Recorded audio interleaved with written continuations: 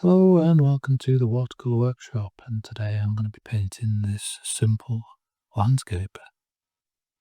So I've got myself one of these watercolor blocks. This is by Sea White of Brighton, and it's a knot finish which is cold pressed, glued on 4 edges, 300 GSM.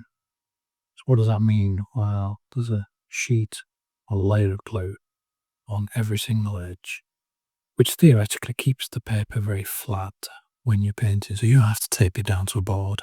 You just paint straight off the block.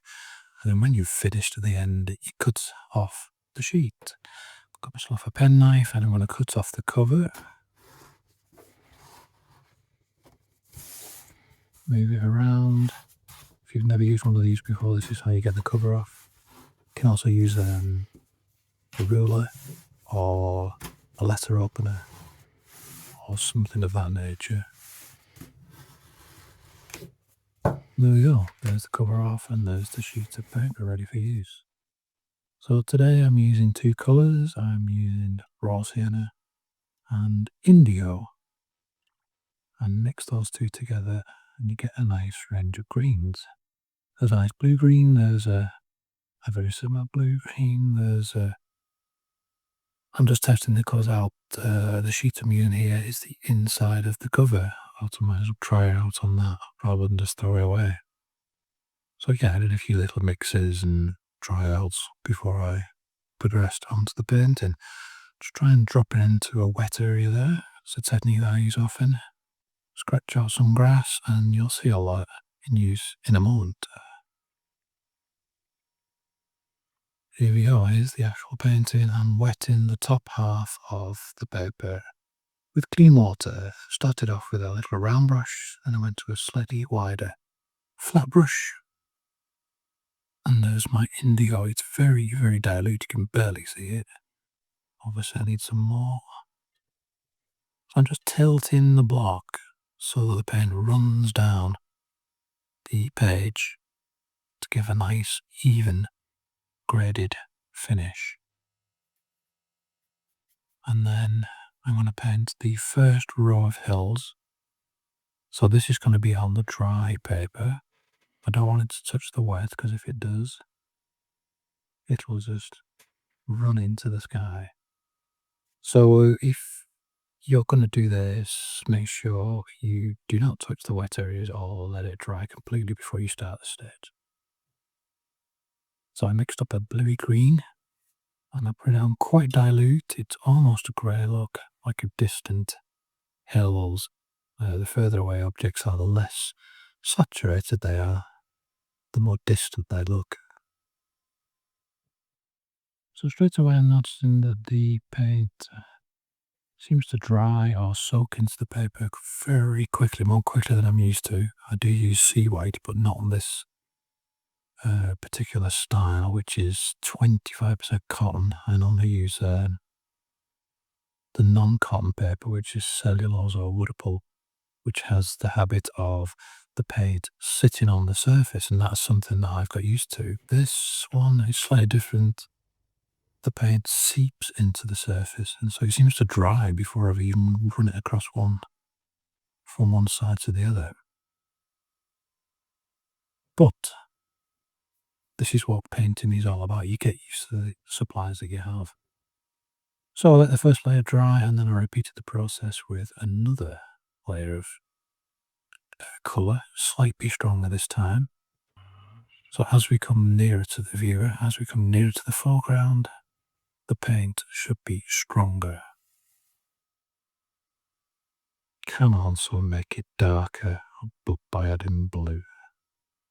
Next, I'm adding a little contemporary touch with a line, just scratching with this little stick. You don't have to do this. This is just something I like to do to give it a little bit of a contemporary twist. And then when that's dry, as you can see, it almost looks like a grey. So I've added some more blue into the mix, and I'm painting another layer. And again, I'm painting it fairly randomly. I don't have a drawing. I didn't do any drawing on this. It's just a series of lines that you pull across each Each layer is a line that you paint across the paper, and then you add a little bit of water, and you paint underneath that, and then you add a little bit more water, and you paint underneath that, and you try to blend it together with the top of the layer. So here I am trying to get the top of the layer darker than the lower down layer. Clean water just to soften off that bottom edge.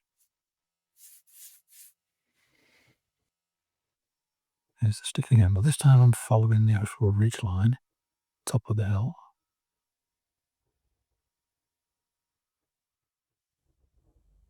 And then I am going to go in with paint again, slightly stronger than the previous layer, and follow that line once again. So again, you don't have to do this scratching in, this is just something I'm trying out to see what happens. Okay, just soften off that blue, and then I'm scratching in again, midway down the hill there.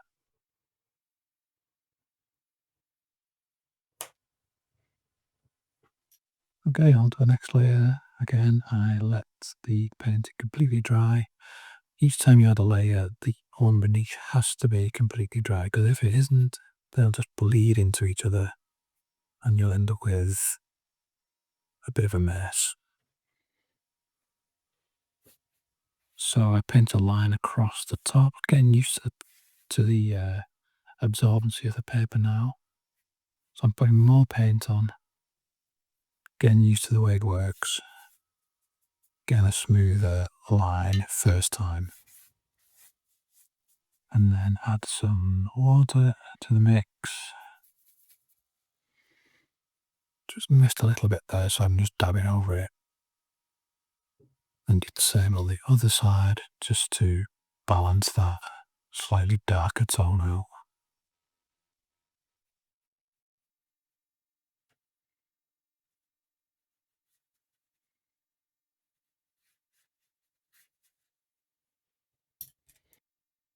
Now I've got my rigger brush,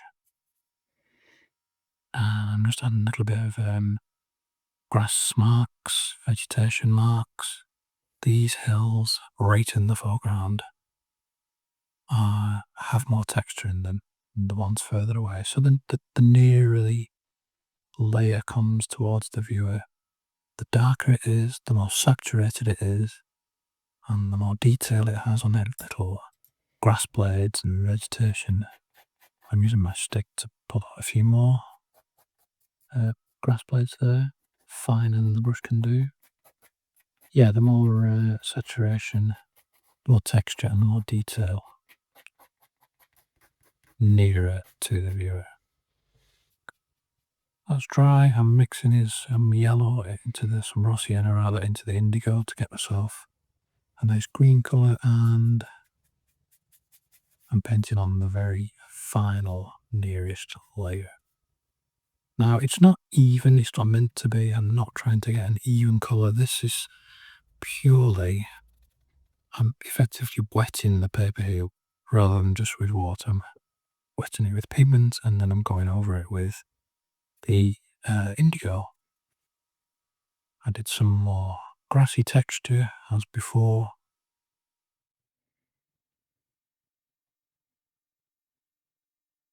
Trying to aim for grass-like structures and also some random marks,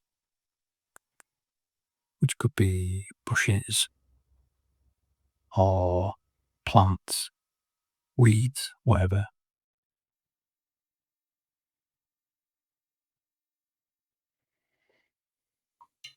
Next, I am scratching out some grass marks.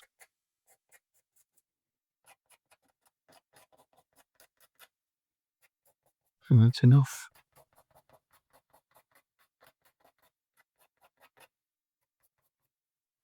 And final layer, again, pretty much pure indigo by this stage.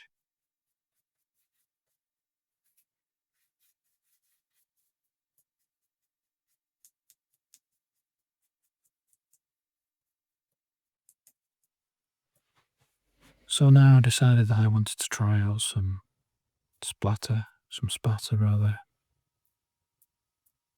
Notice that I practice it first on my palette. You can practice on a piece of paper if you want. It's just gauging how wet your brush is.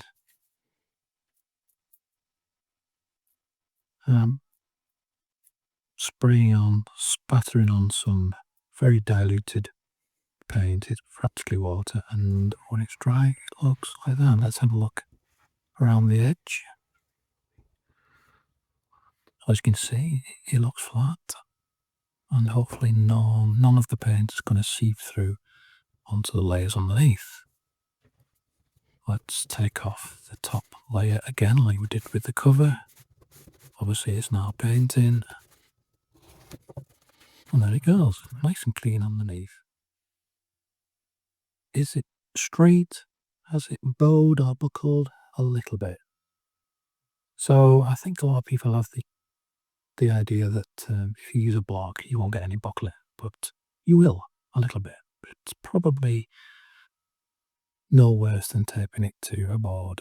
And there's the final painting. Notice how we've got some nice texture in the foreground. Well, I hope you found that useful, and I'll see you next time.